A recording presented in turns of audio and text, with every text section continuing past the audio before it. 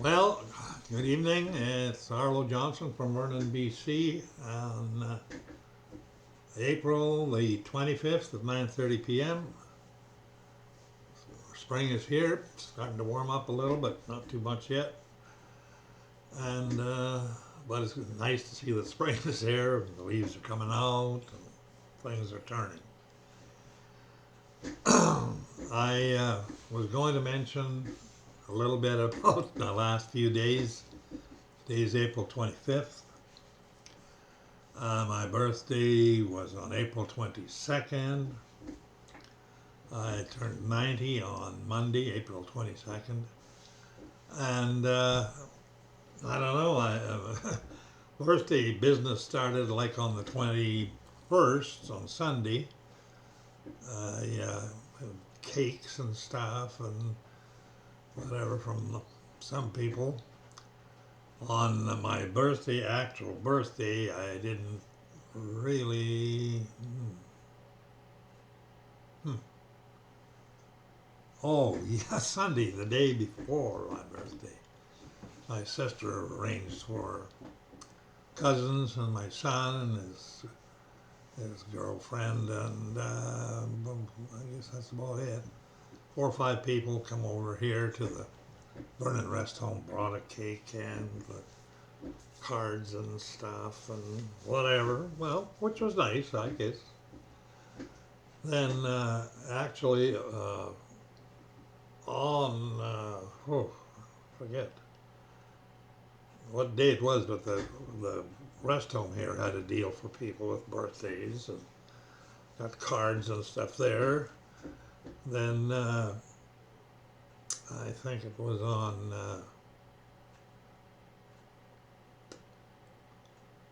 23rd. Oh yes, 23rd. Then went out to Desert Cove and big cake and stuff out there, and people,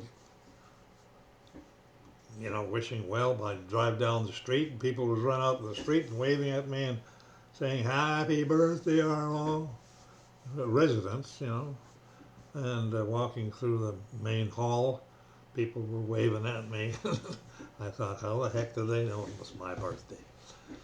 But what it is I guess it's a bit of a milestone. I should have never planned. I didn't think of myself being 90 years old. And it, just crept up on me. I'm now yet 90 years old and out of style to the world. Well, I can't help that. There's things that have affected me quite a bit on the not good side due to the fact that I've grown up with certain beliefs and whatever. And one of them had to do with what I was taught in all the things I went to, catechism and Sunday school and church and whatever for 60 years, and what I've studied since and whatever else. And one of the things that has happened in this world is that homosexual has become more prevalent. It's been around for a long time. It's been around, I don't know, throughout history. And it's the thing that is very, very, what would you say, abhorrent to the creator of the universe, God, and Jesus. And they basically included in the list of things that keep people out of the city of God or the book of life of Jesus Christ, along with many other things. But it was bad enough that God actually destroyed 2 cities and just destroyed them forever. And I've always kind of, I've I have not liked the idea of that. And then for people to say, well, it's their choice, you know. Well, of course it's their choice, but it doesn't make it right. The the thing is that it seems to me so devilish that it promotes a lie. You know, gay is a gay lifestyle. Gay. That's not what I thought gay meant when I grew up. And the gay lifestyle is couched in all kinds of love and this and that. That is another lie. But people they try to pretend to get married, and man with man and woman with woman, and that doesn't work out. You see all the flashy things they do and pretend that this man is not my wife, and that just grates me. I know that that's a lie. Why should you promote and want to promote a lie? And the thing that bothers me is that if people support and encourage gay lifestyles and whatever, I think they're going to be classed in the same boat as an homosexual. And God is going to say, I don't know you. Don't come around me. And why would I want that to happen to somebody? That is, nothing worse than that. You don't want that to happen to somebody. Now, people get mad at you because you don't want it to happen. You're supposed to accept it. That's wrong. You can't accept something like that. It's not that there are not other things that are just as bad and God abhors. I know that. But why pick on one and try to glorify it? And that's what they do. They don't try to glorify people getting drunk. They don't try to glorify, all kinds of things, murder and robbery and killing and whatever. Well, they do in some cases, but not like that. They don't try to glorify it and say that, take the rainbow colors and use them as their symbol. That's not it. The rainbow colors were given by God as a promise to the world. So, that's caused problems. I've had to live with that now. I've been ostracized over that, my own family. They don't want to talk to me anymore because they figure I'm, biased and whatever. That's too bad. I hate it because I know it's wrong to do that. And the thing is, I didn't change. They changed, not me. You don't live 90 years and see everything that's gone on in 90 years. That, it's a fair amount of time. And realize that in the last 10, 15 years, between abortion and homosexual and gay and whatever, that's been the big push.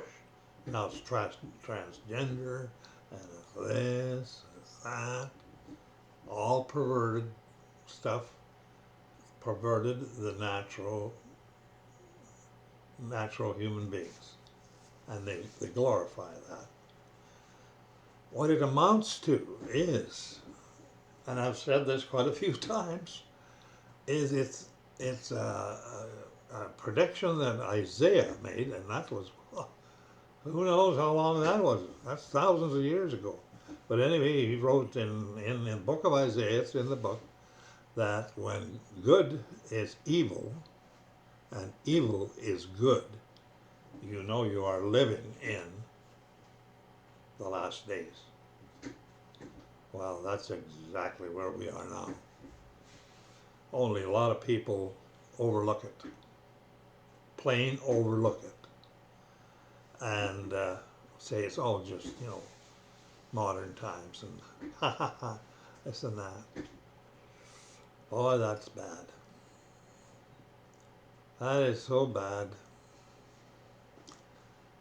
Why in the world would a person or people willingly, and I say willingly, put themselves in a situation where they're going to be barred from a second wonderful, perfect life forever? This life's earth deal, cycle that we're born into actually makes us great cosmic travelers. I'm gonna figure out how many miles I've traveled since April 22nd, 1934. And I'm going to have to sit down and figure it out, because I know that I'm revolving, the Earth is revolving, which I'm on, we're at about most likely 1,000 miles per hour. It's 1,200 at the equator, but we're quite a ways from the equator, so we'll be going a little slower on the curve. Now that's, say, 1,000 miles an hour. And I'm traveling around the sun through space at 68,000 miles per hour. Now, I don't know exactly how many miles it is around the sun. 1 year trip. I'm doing that for 90 years. And that makes a lot of mileage. That's what you call high mileage. Yeah, I guess instead of somebody who lives a long time, you could say that, well, they're high mileage. Which would be true. We are born into this world, created, bang, like that, between a male egg and a female, a male sperm and a female egg. Boom, we're created like that. A mystery of mysteries of how it all works, and it all happens in an instant. Everything that's going to require that life to take place. Now that comes with only one thing that survives that, and that is the spirit that God puts in you when you are conceived. And it leaves you when you die and goes back to God who gave it to you. It most likely carries a full record of everything you've ever done. And I think that's what it's there for. You are created, put together, cell by cell, boom, boom, boom, boom, flying together at high speed. In fact, most likely, thousands of cells an hour being produced and going here and going there. And then to end up like I am, 90 years later, still going. The body is still producing itself stuff and looking after, healing itself and replacing itself. Now, the thing is, and I knew this, and it came to me like, I don't know why, but it came to me like when I was 15 years old. I remember, I don't know what day it was, but I remember it, that I had this thought that came over me, that what was I doing here on this planet? And I realized that I was here to make a decision, and so was everyone else. it was, I realized then that people lived and died and whatever, didn't stay here forever. So what it ends up being is that we are given a life. We didn't buy it. We didn't get it from Walmart or the hardware store. We were given a life. We were given a vehicle, a body to live in. It's not ours. We didn't produce it. We didn't create it. And all of a sudden, about 9 months later, we come out of this womb that the woman carries, and we pop open our eyes and take a look and say, oh, what is this, And we see people looking at us, and we don't know who they are, and we don't know anything, basically. Or maybe there might be some sort of slight instincts to know. I mean, we know that we have to suckle and have food, and we know what we have to eat, and if we don't eat, we'll bawl and holler and cry to get it. Things like that. Survival things. But we have to learn everything. And, we're kind of slow learners. It takes us a while to do that. It takes us a year or so to even learn how to walk. Now, the thing is, there's people dying. I think it's 2 people every one person dies every 2 seconds or something like that in the world. And that's around the clock, 24 hours a day, 7 days a week, all the time. Now, we came in this world as a gift. We were given a body and a life, and we were here to make a decision about who did this for us and why we should be grateful. Some do, some don't, eh? Now, when we leave with the same amount as we came with. Nothing.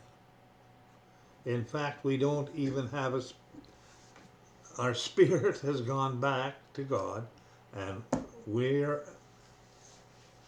just a shell, just a wet spot on the rug. But anyway, that's a fact. You can't argue that. Nobody can argue that. You can argue and win, because that is exactly what happens to everyone. We come and we leave. And the only thing we are capable of doing is acknowledging that God created us and that He sent His Son to save us because we couldn't keep His law. And that was God's plan. In the long run, that was His plan. The only way He could create sons was for someone else to take the fall for them, because they couldn't quite do it. And being they're made in the image of God, and God fine-tunes the rest later. Because, to cultivate somebody to be your son forever, and to think like you and do like you and have the mind of God and whatever, hopefully.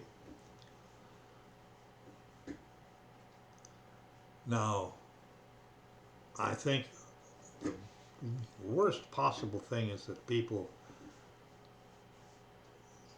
want to believe that there's nothing, or whatever, and they do it in full realization that there's no hope for them.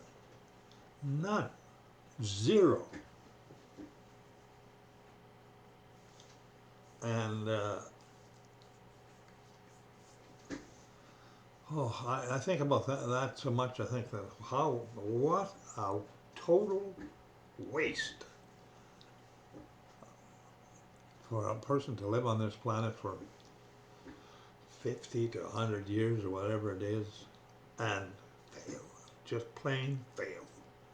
Fail to do one simple thing that God wanted. Acknowledgement that he had made arrangements to save you.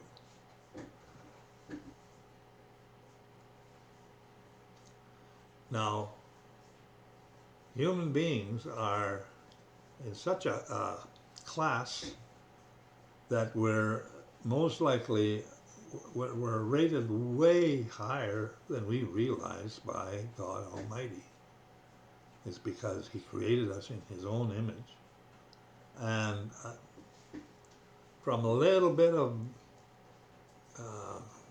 bits and pieces here and there, it appears to me that the angels in heaven and spiritual beings are in basically not jealous, but in awe of human beings, because they are a spark of the eternal God. They are created in the image and everything of God. Nobody else is created in the image of God that God created. And to arrange a universe in such a way that was compatible for life on earth for his children, and to change the universe around afterwards to create an eternal kingdom where his children would reside with him, which means he said he's going to change that, create a new heaven and a new earth. New heavens, that's a lot to change, and a new earth. This earth is going to be dissolved and redone.